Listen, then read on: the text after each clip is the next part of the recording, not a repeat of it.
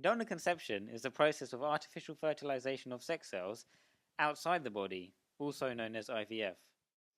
So if sperm is being donated, the female will be given hormones to increase ovulation. 36 hours later, fluid containing eggs will be extracted from the ovaries. The collected eggs are mixed with pre-washed, concentrated sperm. The gametes are then incubated at 37 degrees for 24 hours. Once fertilization has occurred, the zygote is left for 2 to 3 days. The cells divide to form an embryo. The embryo is then transferred into the lining of the uterus. If this procedure is successful, 9 months later a baby will be born.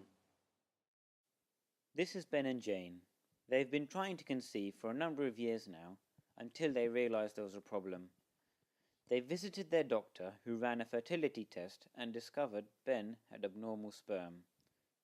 This is their first visit to the GP after receiving their results, and they're here to discuss their options. Good afternoon. Please take a seat. So, you've had time to consider these results, and how do you feel? Well, doctor, to be honest, I feel a bit useless. We really wanted to have a child. You can still have children. Have you considered adoption or IVF using donated sperm? Yes, Ben mentioned adoption. However, I want my child to have my genes.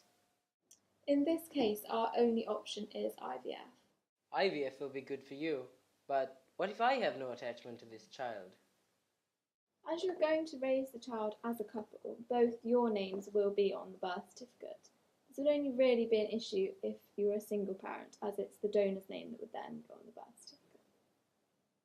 That would help a bit, but how would I tell the child who their biological father is?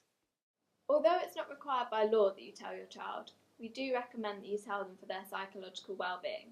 I think you should tell them when you feel the time is right, which isn't a time I can tell you now. But when the time is right, all the important information about the donor will be listed on the HFEA database, which your child can access when they're 16.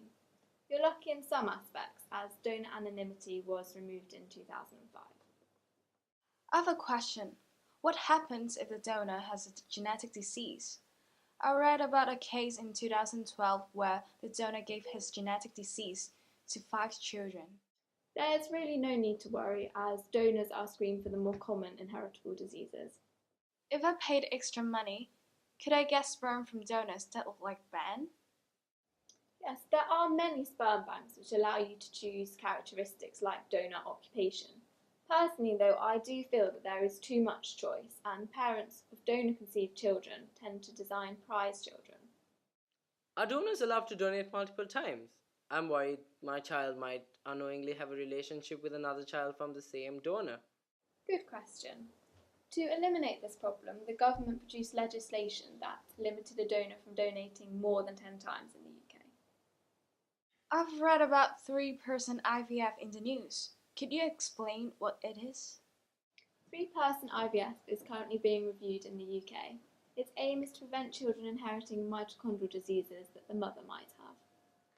3-person IVF can be done in 2 ways, either by repairing the embryo or by repairing the egg. So after the parent's egg has been fertilised, the nuclei of the embryo is removed.